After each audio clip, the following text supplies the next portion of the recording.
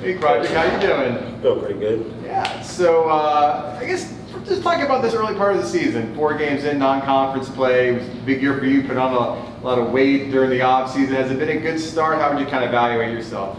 I mean, compared to last year, I would say it's a good start. But the Louisville game, we would have wanted to win. But I mean, 3-1 start. I mean, I'll take it. How challenging is it to block a punt and then also return it for a touchdown? I know you didn't get to block this past weekend, but you did earlier in the season. But So on the field, from a fan's point of view, it may look easy, but there's a lot of things that a lot of moving parts that have to actually fit together in order for the block punt to happen. Because one person has to either be the diversion and the other person be the block. But this game, I was supposed to be the blocker, but I ended up being the diversion. It happens from time to time, and Jarvis ended up blocking the punt. And I thank him every day to this day. And it's like, I mean, if he didn't block that punt, we would still be running down the field going, and the game probably be different. But like it's not as simple as it looks on TV. There's a lot of moving parts to it. So, but when the ball's bouncing around, you're trying to go get for it. What's going through your mind, and when you do pick it up, what are the emotions like running towards the end zone? So when the ball is actually on the ground, and in my head, the only thing I'm hoping for is that I get a good bounce and I don't have to reach down and possibly kick it out of bounds or something like that, because that would be 100% embarrassing on TV. But once you actually get the ball in your hand, the first thing you're looking for is who do I have in front of me, whether they're an enemy or their teammate. And at that moment, when I seen half my teammates in front of me, I was like, oh, this is a certified touchdown right here.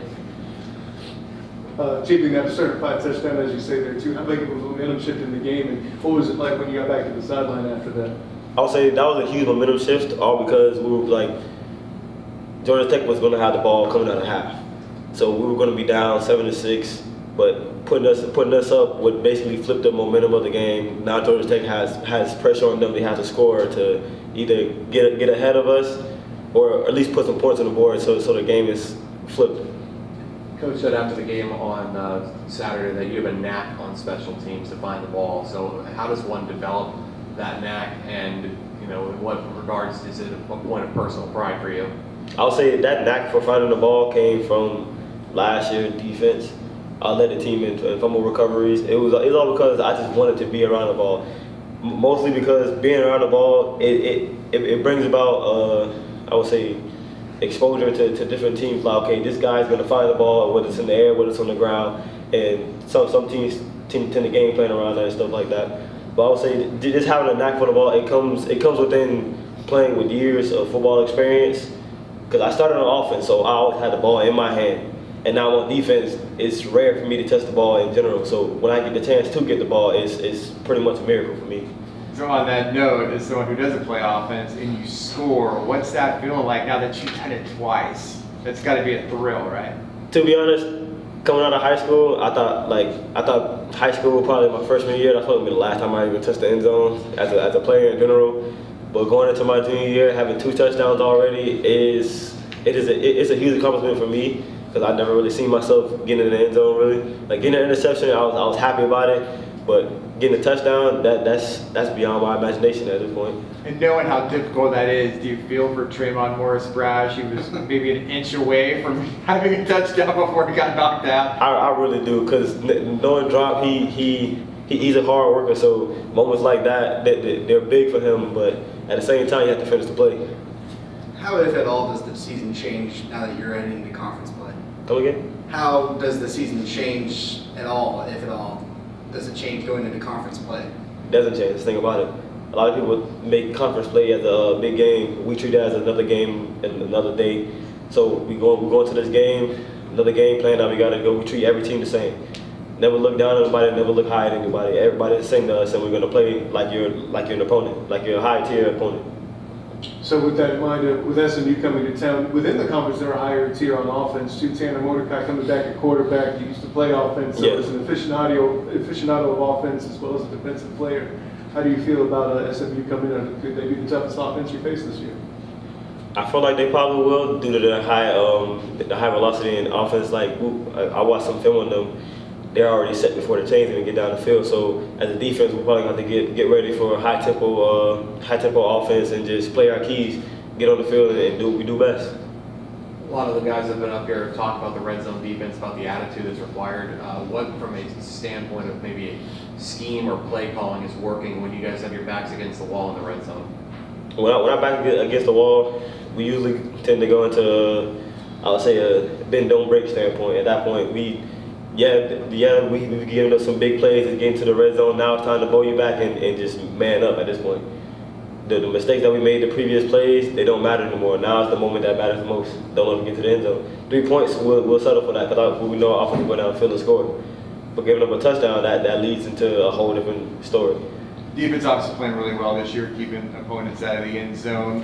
What's really been the reason for that? Is it partially, year 2 under T-Will, guys coming together? Like, why are you guys playing so well right now, you think? I would say it's a mixture of both of us being on the T-Will for another year and also the chemistry that we had during the offseason. During the offseason, we literally went out together as a team multiple times. We just chilled, and then during the times we didn't go out, we would have like little circles of groups that we literally just talk about our problems and things like that. Knowing that you have a brother next to you, knowing what he's going through, knowing what's going on in his life, it makes you better on the field. So when you're on the field, I know what he's going through, but I know how to get him out of that situation.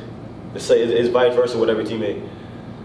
I know you say you treat every opponent as the same and every game is the same, but when we talked to all the players before the season started, one of the ambitions was conference championship, winning as many of those games as you can and getting that title back. With this being the first conference game, is there a little bit of more of an eagerness in the locker room right now? I would say there is, all because SMU, they put it on us last year, and us as a team, we don't take that very lightly. Like although Louisville didn't pan out how we wanted it to, when we came into that game, it was a different type of mindset when we went into that game, all because of what happened last year.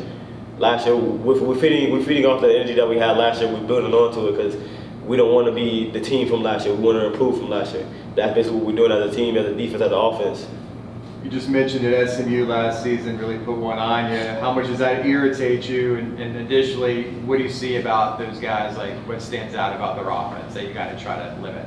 I say what irritates me the most is how many yards they put up on us and how many points they put up on us as a defense. And as we go through film probably tomorrow, it's going to bother the whole defense, and it's going to put a fire on us that we can't let this happen again. And their offense, very fast.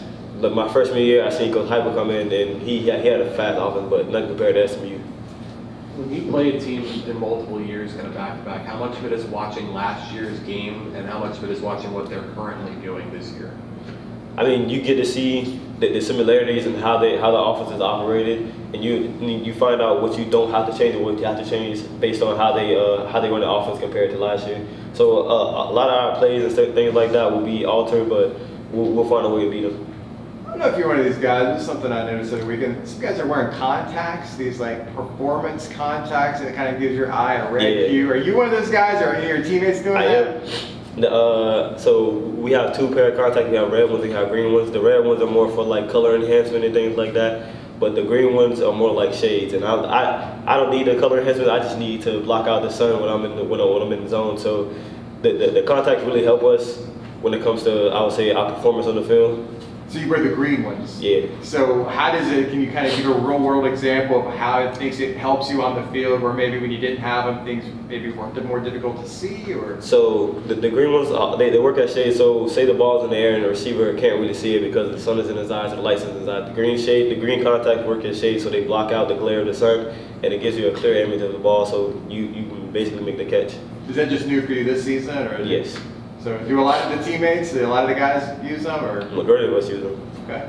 So you're a big fan of those. You're going to I continue. love those contacts.